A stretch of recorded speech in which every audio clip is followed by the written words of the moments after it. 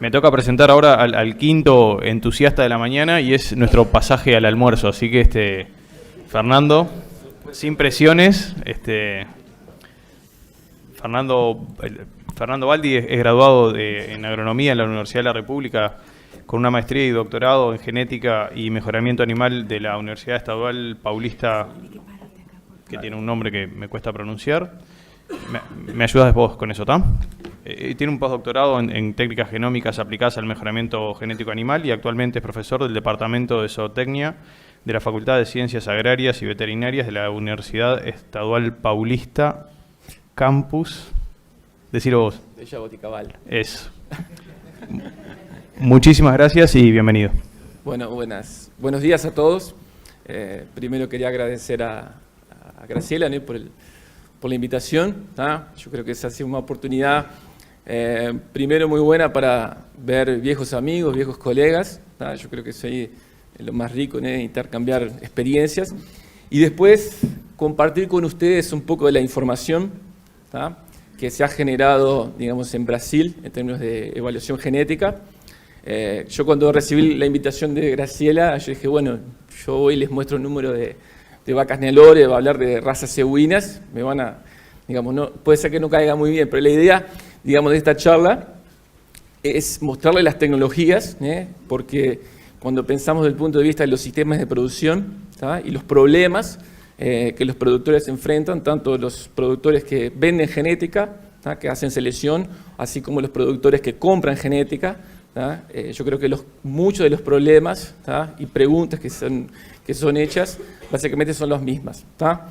Como Ignacio comentó, yo trabajo en la Universidad Estadual Paulista, que es una universidad que queda en San Pablo, y además de eso soy director en el área de investigación de la ANSP, que es una asociación nacional de criadores e investigadores, que es una asociación muy particular, porque reúne criadores y investigadores, y como se ha dicho acá, digamos, yo creo que ese intercambio entre las necesidades de lo que precisa el sector productivo y quién genera la información, quién genera la tecnología es muy, muy importante. Digamos, yo trabajé en Niña y así, yo creo que el sistema de la NSP es muy parecido a lo que se hace en Niña en relación a escuchar la demanda de los productores, los problemas.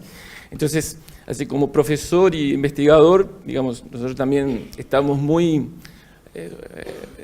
adentro, digamos, de los problemas. Entonces, yo para, digamos, hablar un poco, digamos,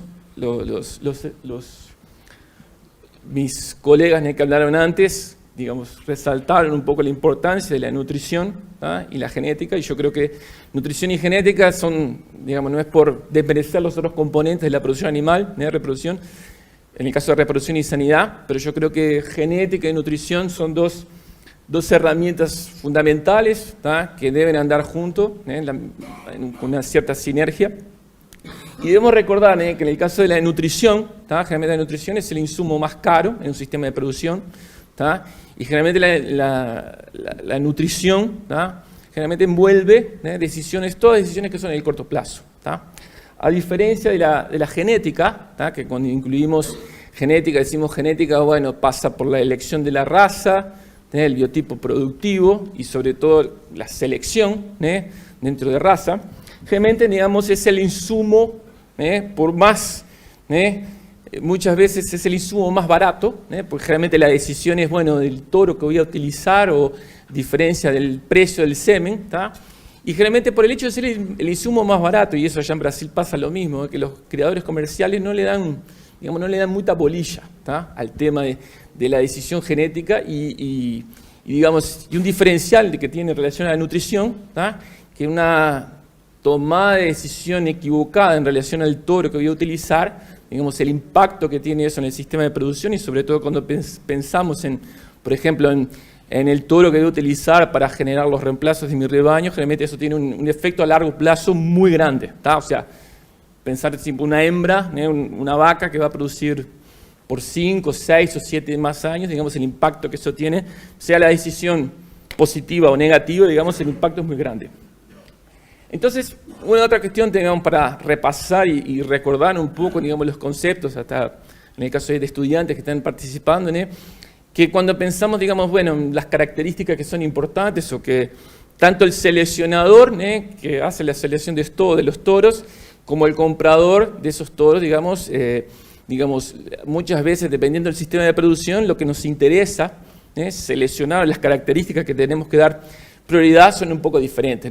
Y ahí inventaron esto que siempre existe, decimos, bueno, el antagonismo biológico genético. ¿Qué es eso? Bueno, que en realidad dependiendo, digamos, si soy un engordador, si hago la recría y engorde, o si soy criador, digamos, las características que son importantes o que realmente me pagan la cuenta de mi negocio, son completamente diferentes, pensando así. Digamos, porque eso, cuando decimos el antagonismo biológico genético, es que, por ejemplo, en la fase de recría y engorda me interesan animales de alta ganancia de peso, alto peso de faena, que eso, lógicamente, pensando en la cría, puede me llevar animales más pesados, como Graciela comentó, de esa tendencia, digamos. Y yo les voy a demostrar aquí, digamos, que ese antagonismo biológico genético, al menos en el caso de las razas cebuinas, con información y con selección, en parte, digamos, ese paradigma lo hemos quebrado con el uso de algunas tecnologías. Entonces, reuniendo información de los principales programas de mejoramiento genético que existen en Brasil, la NSP, la Embrapa GenePlus, y está faltando aquí uno que cortó, que es el caso del ABCC, que es la Asociación Brasileña de Criadores y de Razas Cebuinas. Yo reuní algunas DEPs, de algunas características que podemos considerar importantes para la fase de cría. Y me gustaría destacar algunas que vamos a hablar bastante, que es el caso de probabilidad de parto precoz, que es una característica, digamos, que mide una DEP, que mide la probabilidad de un toro producir hijas que van a parir por primera vez antes de los 30 meses, está pensando en un entore entre los 15 y 21 meses. Y otra característica que le damos bastante, digamos, vamos a darle bastante atención es stayability, que es una característica que mide longevidad. La longevidad de las vacas, que es muy utilizada, en realidad esa característica fue creada en ganado de leche. Y entre otras, tenemos acá características de crecimiento, habilidad lechera, peso adulto de la vaca, fertilidad y longevidad, eficiencia alimentaria y tamaño. Tenemos en el caso más recientemente DEPs para frame. Algunas de estas DEPs en realidad fueron demanda de los productores. No fue Fernando Baldi ni ningún investigador que creó una DEP. Generalmente se generaban demanda de los productores, eso lógicamente exigía colecta de información, análisis de información y posteriormente generación de DEPs. ¿Okay? Acá les traigo, porque eso, para que ustedes tengan idea, porque cuando decimos una DEP de un toro para, por ejemplo, PAC, que es productividad acumulada de la vaca, o sea, contabilizamos, digamos, los kilogramos de ternero destetado por vaca, y comparamos aquí dos toros con DEPs bien contrastantes, esos son datos reales de la evaluación genética, y cuando lo llevamos eso, a veces pensamos en una escala individual, digamos, pensamos así, una diferencia de 17 kilos de peso al destete, pero eso es por progenie. Entonces, cuando pensamos así en un rebaño de tamaño moderado de 100 vacas, eso significa que a lo largo de la vida productiva, la decisión de elegir el toro A o el toro B, productivamente es un impacto muy grande. Y otra característica que vamos a hablar bastante es en el caso de la precocidad sexual. Precocidad sexual, digamos, cuando pensamos, digamos, comparativamente las DEPs, digamos, tenemos el toro A, que tiene una probabilidad de producir 70%, una probabilidad de producir hijas precoces de 70%, el toro B 44%. Entonces, productivamente, pensando a nivel de sistema de producción, por ejemplo, digamos, eso significa, digamos, que elegir el toro A puede determinar que yo consiga, digamos, disminuir la cantidad de categorías de reposición y categorías improductivas. Este es un trabajo, digamos, que lo hicimos recientemente, en una de las propiedades que participan del NSP, porque las preguntas son las mismas. Digamos, en Brasil existe muchas veces desconfianza en relación al uso de DEPs indicadoras de fertilidad o precocidad sexual de hembras. Entonces, para eso, y utilizando, digamos, de las herramientas estadísticas, existe un tipo de análisis llamado de multivariada, que en realidad es un análisis discriminante. La pregunta era, bueno, ¿cuál de las DEPs disponibles discrimina o separa mejor el grupo de vaquillonas precoces de no precoces, con diagnóstico de preñez confirmado? Y en realidad ahí dio la lógica, que en realidad la DEP, la propia DEP de precocidad sexual, la DEP que le llamamos de 3P, es la DEP que mejor separa las vaquillonas precoces no precoces. Ahí me pueden decir, pero en realidad vos ya tenés el dato de preñez precoces. Sí, pero en realidad vos con esa DEP aliada, como vamos a ver, al uso de la información genómica, vos en la fase predestete podés ya hacer una preselección o ya elegir aquellas vaquillonas que realmente tienen mayor potencial genético para precocidad sexual. Y la segunda DEP que más discriminó, perdonen que está acá en portugués, fue la DEP de espesura de grasa corporal. Y eso es interesante porque nosotros teníamos los datos de la evaluación genómica de estos animales y además de eso teníamos los datos fenotípicos. Y van mucho de encuentro con lo que Santiago mostró, con lo que Graciela mostró en relación al efecto de la recría. Que del punto de vista fenotípico, los pesos más importantes en determinar si la vaquillona se va a empreñar o no precozmente, en todos los 14 meses, son los pesos al nacimiento y los pesos tomados hasta los 4 meses de edad. O sea, no es como contrariamente que pensamos que la vaquillona más pesada en el post-destete es la que tiene mayor probabilidad de preñez. No, en realidad los pesos tomados en la fase predestete y sobre todo también las medidas de gordura en la carcasa son de las variables más importantes que tienen mayor peso en definir si una vaquillona se va a preñar precozmente o no. Esto también traigo este gráfico porque inclusive a unos años atrás Graciela y George nos hicieron una visita, visitar a algunos criadores, mostrando que tradicionalmente las razas equinas, yo lo que aprendí también en facultad, que las razas equinas, particularmente en el Lore, son razas tardías, de pubertad muy tardía.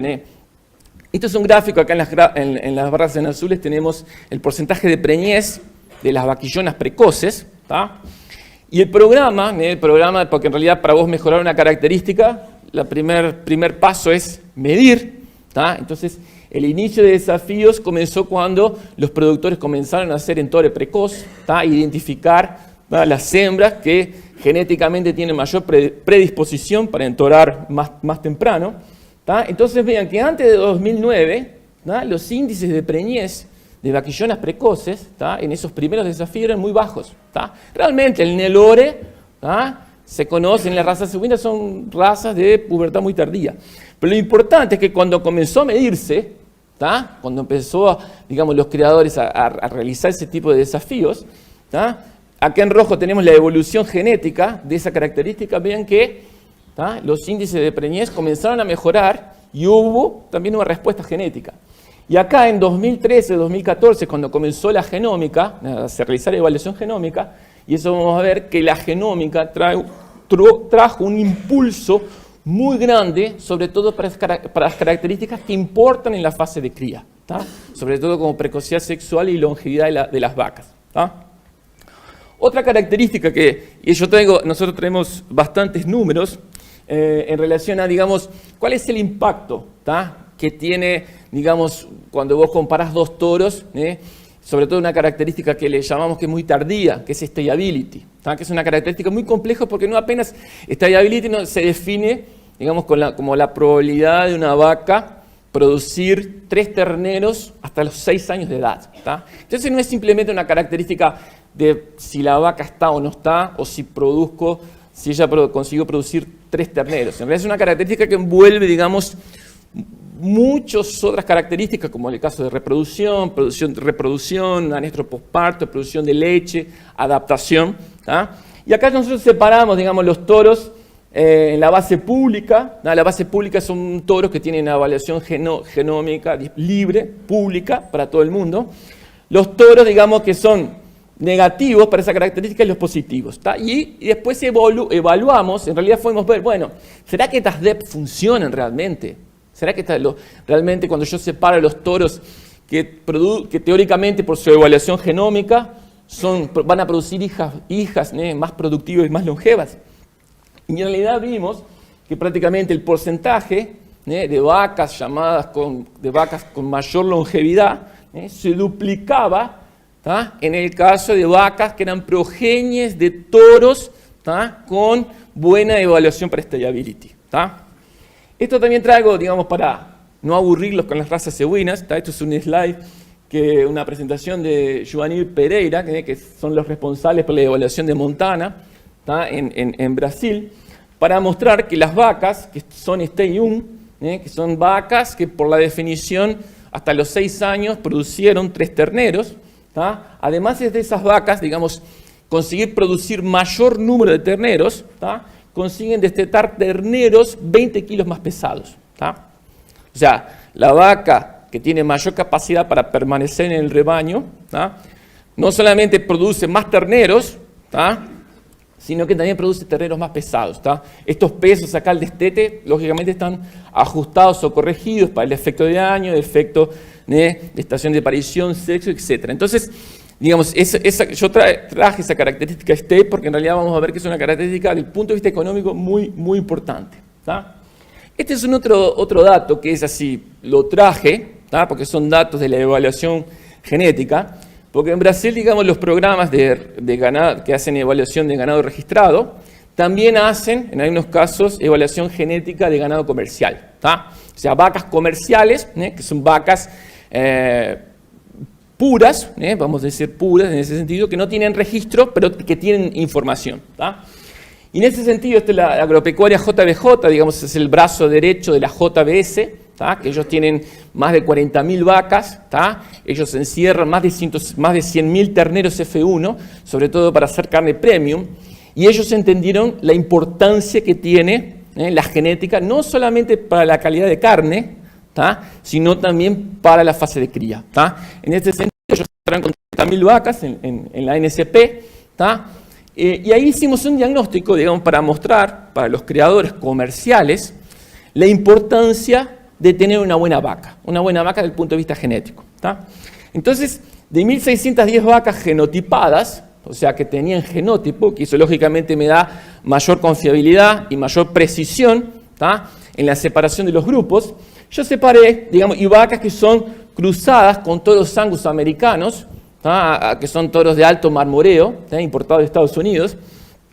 Separamos aquí un grupo de 416 que serían las peores vacas del rebaño, de acuerdo con la evaluación genética, y aquí abajo las mejores vacas, clasificadas las vacas por habilidad lechera y peso al destete. O sea, yo tenía la evaluación genética de las 1.610 vacas, separé el 25% superior y el 25% inferior. Y lo más impactante fue que, bueno, lógicamente tenemos acá el peso al destete. Ese peso al destete está corregido, ajustado para edad, sexo, corregido para el efecto de padre, porque podríamos pensar, bueno, en las mejores vacas usan los mejores toros, pero ese efecto lógicamente fue corregido, ajustado.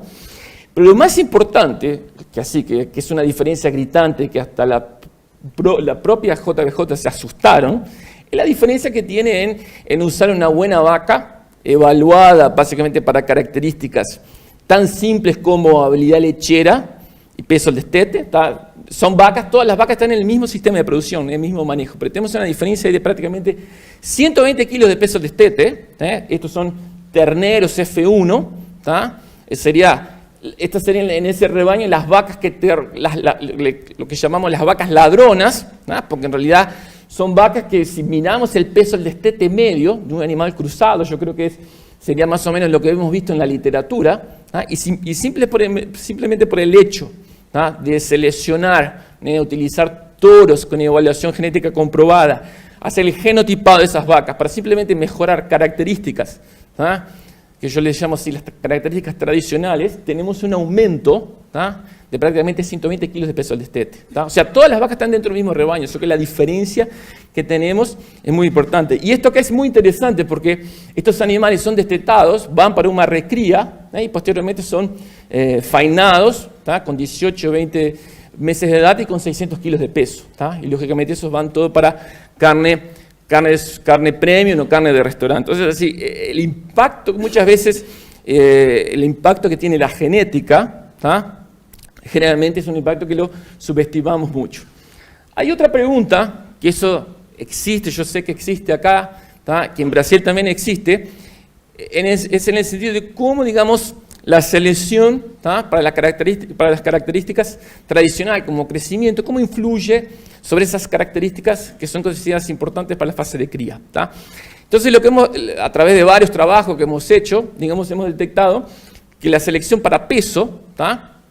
No influye, ¿tá? En las características relacionadas con precocidad sexual, estallability, productividad acumulada, producción de leche, pero sí sí tiene influencia sobre el peso adulto de la vaca. O sea, si selecciono para mayor peso, ¿tá?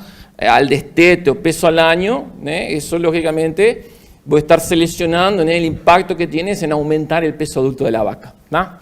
Otra cuestión importante es que la selección, digamos, eso lógicamente lo estimamos a través de las correlaciones genéticas, o sea, podemos evaluar a priori, si selecciono para características de carcasa, evaluadas por ultrasonografía, o si selecciono para perímetro, ¿qué impacto eso tiene sobre las características reproductivas de las hembras? O sea, impacto a nivel genético.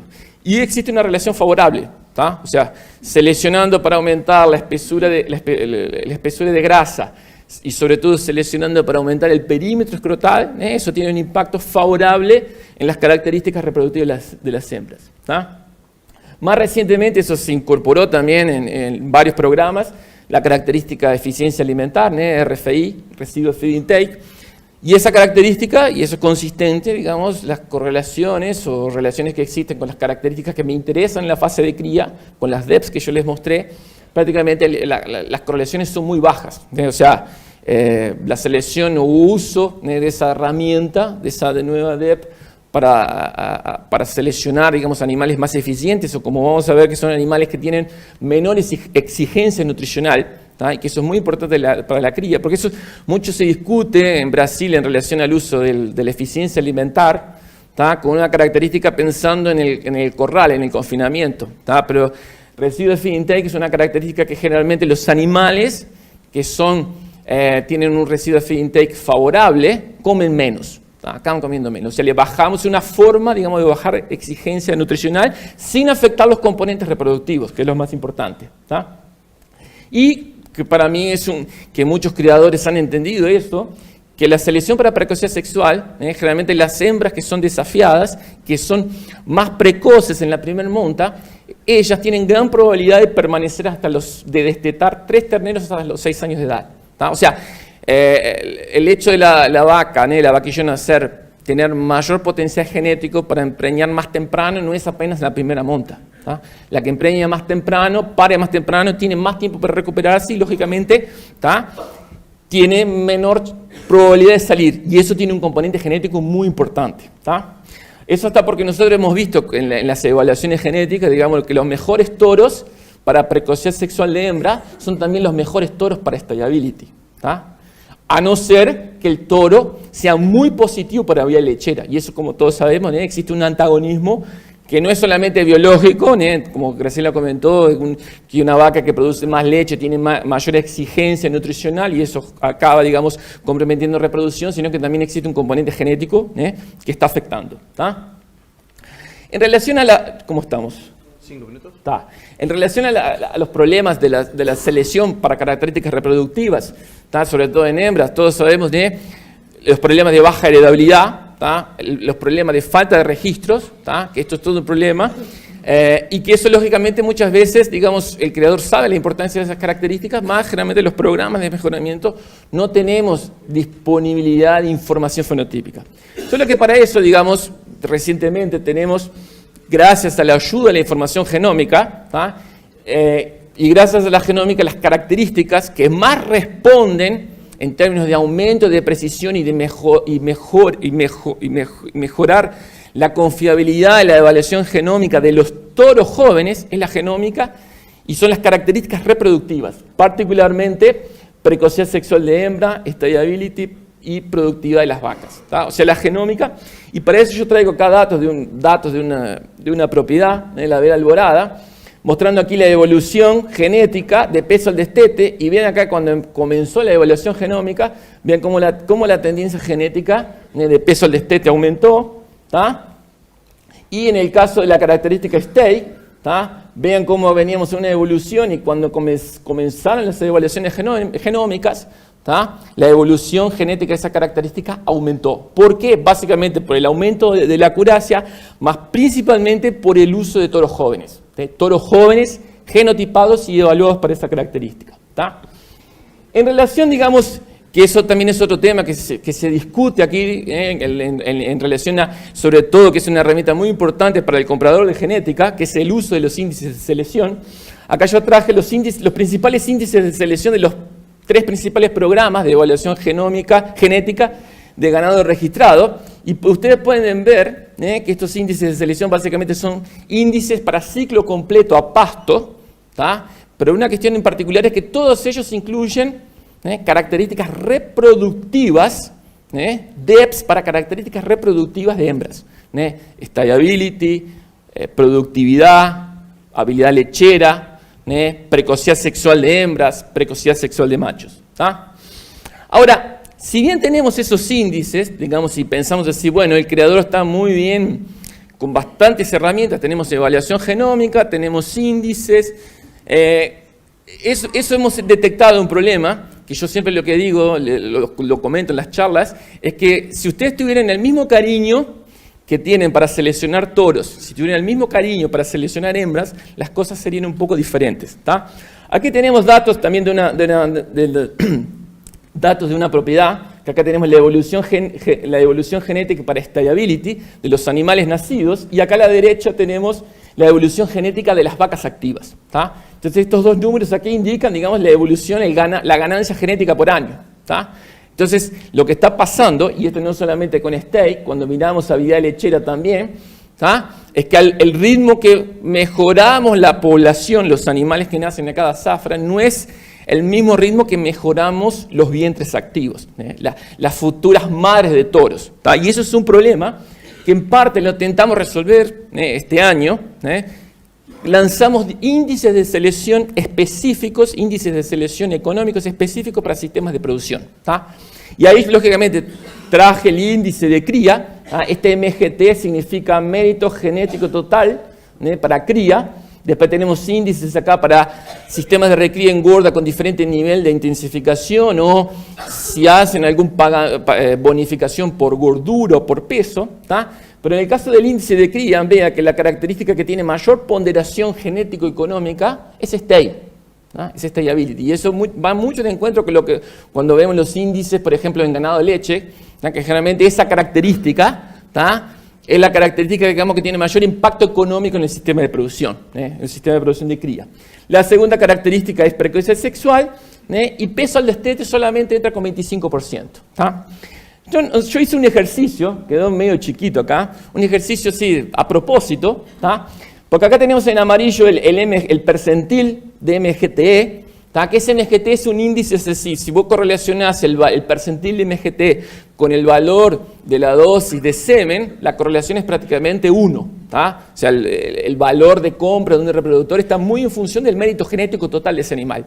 Y yo de propósito filtré algunos toros que no eran muy buenos por ese índice, que serían así, estamos pensando acá en percentil de 10 para más, o sea que serían toros que no serían contratados por una central, o que no serían bien vistos por una central, y coloqué acá también el percentil para el índice de cría. Entonces, digamos, eso es importante porque es una lesión para ver que, digamos, aquella historia, el mejor toro, digamos, no existe el mejor toro, sino que existe el mejor toro para un determinado sistema de producción. Y acá yo traje el percentil de cría, para el índice de cría, y vean que los mejores toros, o los mejores toros clasificados para ese percentil, no necesariamente son los mejores toros pensando en un ciclo completo, pero lo que sí esos toros tienen en común es que generalmente esos toros son muy buenos para precocidad sexual y para stability. Y no necesariamente, pensando acá en la característica peso al destete, no son toros, digamos, que sean de alto potencial para peso al destete. Y que eso va muy de encuentro con lo que comenté, que existe, digamos, una disociación entre crecimiento, potencial de crecimiento y precocidad sexual. Lógicamente que al inicio, cuando se comenzaron con los programas de desafío de precocidad sexual, esa correlación era mayor. So que a lo largo, digamos, de los años, y seleccionando para vaquillonas precoces, generalmente la vaquillona precoz produce una hija precoz, entonces tenemos un efecto acumulativo. Esa relación entre crecimiento, precocidad sexual y reproducción, la relación del punto de vista genético, se ha ido quebrando, en el sentido de que hoy podemos, digamos, seleccionar animales que son toros que tienen alta fertilidad, alta precocidad sexual, alta productividad, y que no necesariamente son animales pesados. Tanto es que cuando correlacionamos en esa base de toros públicos, aproximadamente 4.000 toros públicos, y correlacionamos, ¿cuál es la correlación entre el valor del índice de cría con la DEP de peso adulto? Esa correlación es relativamente baja. O sea, cuando pensamos así en la selección, si yo quiero mejorar la fertilidad del rebaño, yo tengo que utilizar DEPs, que son indicadores de fertilidad del rebaño, y esas características no necesariamente están relacionadas con crecimiento, desde el punto de vista genético. Ya para terminar, debemos recordar, y que muchos ya han comentado aquí, que las vacas son nuestras máquinas de producción y deben producir nuestros productos. Y ahí yo, en el viaje viniendo para acá el domingo, dije, bueno, sí, producen los terneros, pero también tenemos que nos preocupar por las hembras de reposición, nuestras futuras madres. ¿Cierto? Otra cuestión, digamos que en el caso en Brasil, la experiencia que tenemos es que después de la evaluación genómica, digamos, lo que hemos visto es que las características que más se beneficiaron con la aplicación en masa de la información genómica son las características básicamente de la fase de cría. Pensamos en precocidad sexual, pensando, digamos, en el uso de toros jóvenes, que es lo que realmente me permite acelerar el mejoramiento genético. Y finalmente, digamos, la compra, tenemos que pensar también que la compra, digamos, de los reproductores, o sea, pensando así, no solamente desde el punto de vista del seleccionador, de quien produce genética, sino también del comprador de genética, el productor que va a comprar terneros, generalmente en la cabeza de ese productor debe tener, digamos, DEPs, o pensar en alguna de estas características. Lógicamente que tenemos alguna variación dependiendo del sistema de producción, y allá yo puse aquí en el caso de eficiencia alimentaria, puse en el caso de interrogación, pensando en residuos de feed intake, porque es una característica que se viene mostrando como interesante en relación con una característica para seleccionar, digamos, para disminuir, digamos, la exigencia de mantenimiento. Esto ayer, hasta le comentábamos ayer con Alejandro, ahí existe un rebaño, un productor, no sé si conocen ustedes, se llama Rancho da Machina, de Luciano Borges, que fue el primer, digamos, que trajo en Brasil el Grow Safe a más de 10 años, y ellos han demostrado que la selección, la inclusión de esa característica en los índices de selección ha disminuido el consumo de materia seca en torno de 15 a 20%. O sea, es una herramienta, digamos, para no pensar en seleccionar animales que convierten mejor pasto en carne, sino como una herramienta para bajar la exigencia de los animales sin afectar el desempeño. Y por eso, digamos que pensando en los sistemas de cría, que son sistemas de cría particularmente en Brasil, en Uruguay, en Argentina, que son generalmente sistemas de cría, sistemas de producción en lugares marginales, digamos, tenemos que pensar en desarrollar tecnologías que no, digamos, aumenten significativamente los costos. Algo que yo ya escuché en facultad muchos años, digamos que en realidad precisamos adaptar la genética del sistema de producción y no el sistema de producción a la genética, porque la segunda opción es siempre más cara que la primera. ¿Ok? Bueno, quería agradecer a la invitación de Graciela, George y de todo el equipo, agradecer también a nuestros colaboradores, a los creadores también que participan, que entregan sus datos, disponibilizan los datos, la información para compartir la experiencia y el uso de las tecnologías en relación a la genética y la cría. Muchas gracias.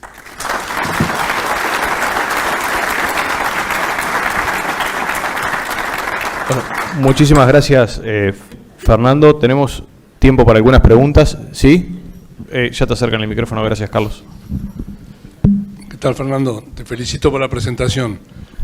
Tal vez se me puede haber escapado porque pasó medio rápida, pero Me sorprendió el dato ahí de circunferencia escrotal, pusiste 0.20, y yo siempre tuve entendido, a lo mejor en forma errónea, que era de moderada alta 0.4, 0.5. El cuadro que tenían... El cuadro ahí abajo en Colorado estaba el 0.20 ahí. Eso creo que eran las precisiones. La precisión. Pero no la heredabilidad. No, la heredabilidad es 30 a 40. Está. Sí, gracias. Porque el perímetro escrotal, lo que ha pasado es en las razas equinas se ha utilizado por años como un indicador de precocidad sexual. Solo que se ha llegado así, en realidad el productor, pensando desde el punto de vista productivo, ¿tá? Desafiar las hembras y vos sacarle un año, o sea, retirar del sistema de producción las categorías de 2 a 3 años, tiene un impacto mucho mayor que el uso de la selección, de seleccionar para perímetro, ¿tá? Para mejorar la edad de pubertad. Entonces, eso en Brasil se discute mucho, y digamos, a veces tenemos grandes discusiones en el grupo de trabajo que es el NSP, que el creador a veces dice, bueno, no voy a utilizar la grasa para mejorar la precocidad, porque yo escuché una charla de Graciela hablando sobre grasa. Le digo, no, espera, vos tenés la DEP para la propia característica, ¿tá? Y además del impacto que el caso de precocidad sexual tiene una heredabilidad también cerca de perímetro, es que la propia característica tiene un impacto en el sistema de producción muy grande, ¿tá? Porque yo, como les mostré a ustedes al inicio, 10 años atrás, los índices de preñez de esas vaquillones eran desastrosos, ¿tá? Desafiando a los 15, 18 meses, ¿tá? Y hoy en día, aquellos criadores que comenzaron a 10 años, hoy en día están 100% de la reposición de los animales vienen de vaquillonas desafiadas precozmente, ¿tá? Y ahí tiene un número mágico, que vos tenés que tener un índice de preñez arriba de 60% para que 100% de la reposición de tu rebaño venga de vaquillonas precoces, ¿tá? Y ese gráfico que yo les mostré de evolución genética y índice de preñez tiene varios componentes. Tiene el componente de medir la propia característica, la inclusión de la evaluación genómica, el genotipado de hembras, ¿tá? El uso de la genómica para seleccionar hembras precoces, la mejora de los protocolos de IATF, ¿tá? Eso tuvo un gran impacto fenotípico, y sobre todo, el relato de muchos criadores, que generalmente con 100% de probabilidad, una vaquillona precoz va a producir una hija precoz. Entonces, es el impacto que tiene el mejoramiento genético, es un efecto acumulativo, ¿tá? En función del tiempo. Y además de eso, esa característica es muy correlacionada con longevidad de las matrices. Entonces, generalmente, vaquillonas que son más precoces, ¿tá? Que empreñan, ¿tá? Y paren antes de los 30 meses, generalmente permanecen más tiempo en el rebaño. Y hoy en día esa característica ha evolucionado tanto que hoy, digamos, existe un grupo de criadores, digamos, aproximadamente 20% de los criadores que desafían, que ya están desafiando a los 12 meses. ¿Tá? O sea, la vaquillona se empreña en el mismo año que se destetó, ¿tá? Y son sistemas básicamente a pasto, lógicamente, tenés que mejorar la base forrajera, hacer una suplementación en el invierno, porque allá el problema no es el frío, es la seca, durante el invierno. Y lo más interesante es esa disociación que existe entre preñez y peso, pero se da solamente en rebaños que ya vienen trabajando, seleccionando para esa característica mucho tiempo, porque generalmente en los rebaños que no se ha seleccionado para precocidad sexual, ahí sí, la vaquillona más pesada es la que tiene más probabilidad de empreñar, ¿tá? Muchas gracias. Tenemos una pregunta más, al menos una más. ¿No? ¿No la tenemos más? Bueno, exacto. Sí, la recuperamos. Bueno, Fernando, muchas gracias y te felicito. La verdad que admiro el trabajo que hacen en Brasil con todo el tema de la precocidad y bueno, aceptar una limitante y trabajar seriamente para revertirlo, ¿no? Lo que te quería consultar era con respecto al RFI, y vos decías que recién no hay correlación con respecto a la fertilidad, ¿no? Futura de las hembras y eso. Hay algunos trabajos que dicen de que hay una correlación negativa con la grasa dorsal. Y nosotros siempre la grasa dorsal es estado corporal, condición corporal, y siempre lo relacionamos a la fertilidad. La consulta, una, ¿cómo les dio o qué opinión tenés con respecto a eso? Y si la raza, en trabajar en otras razas con respecto al Nelore, puede ser de que dé diferente la correlación del RFI con grasa para el Nelore con respecto al Angus o a un británico como manejamos nosotros. Ese cuestionamiento en el RFI digamos, generalmente cuando vos consultás los trabajos, son trabajos generalmente con un N chico, una población chica. ¿Tá? Nosotros analizando trabajos que están publicados inclusive en revistas, usando una base de aproximadamente 15.000 datos de RFI, 80.000 datos de preñez precoz, 100.000 datos de área de ojo de bife, o sea, delineando una población para analizar consistentemente en varios estudios, y ahí cuando digo varios estudios, analizo la misma población, pero muestreo de forma diferente. Generalmente las correlaciones son muy bajas. Inclusive eso a nivel práctico, digamos, cuando vos chequeás la evaluación genética de los toros, no encontrás una relación clara. O sea, el toro que es mejor de RFI, él puede ser bueno de fertilidad, malo de fertilidad, bueno de gordura, bueno, positivo de gordura, negativo de gordura. No hay una relación. Y yo en realidad, lógicamente parte de nuestro equipo hay un investigador que es cubano, Roberto Sainz, que trabajó muchos años en Davis, y en realidad lo que él dice, yo voy a repetir lo que él dice, en realidad cuando vos seleccionás para RFI, RFI está muy relacionada con toda la parte de transporte de iones, que es exigencias de mantenimiento. Entonces, en realidad, mantenimiento no tiene una relación, al menos en ganado de carne, una relación, para los niveles de producción que manejamos, no es una relación entre mantenimiento y alguna característica productiva. Lo que sí, y para mí es más importante, hasta el propio Luciano Borja de la Fazenda Machina dice que es el padre de RFI en Brasil, que en realidad el RFI cuestiona un poco. Porque en realidad RFI es calculado, digamos, es un residuo de una ecuación. Y últimamente, digamos, la gente está más volcada a utilizar consumo de materia seca. Entonces, en realidad el RFI es una característica que puedes utilizarla como un indicador de consumo de materia seca, pues generalmente animales que son negativos de RFI, o sea que comen menos de lo esperado. Son animales que teóricamente consumen menos.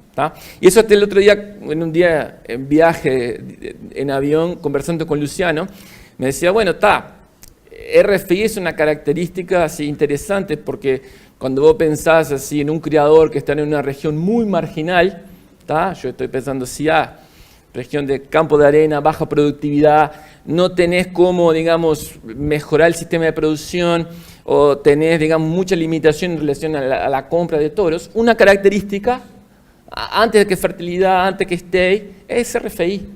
Porque vos sabés que esa característica, comprando toros o utilizando vacas negativas de RFI, son animales que van a tener menor consumo, menor exigencia alimentar. Pero eso sí, nosotros al menos con los datos que hemos obtenido y en otros trabajos, no hemos obtenido relaciones. Ahora, en el caso, no sé, de otras razas, que tienen, lógicamente, estamos hablando con mayor predisposición, hasta taurinas mayor predisposición para depositar gordura, puede ser que exista alguna relación antagónica entre que animales que son más eficientes depositan menos gordura. Gabriel, si puedes pasar por favor. Le agradecemos muchísimo a Fernando por su presentación.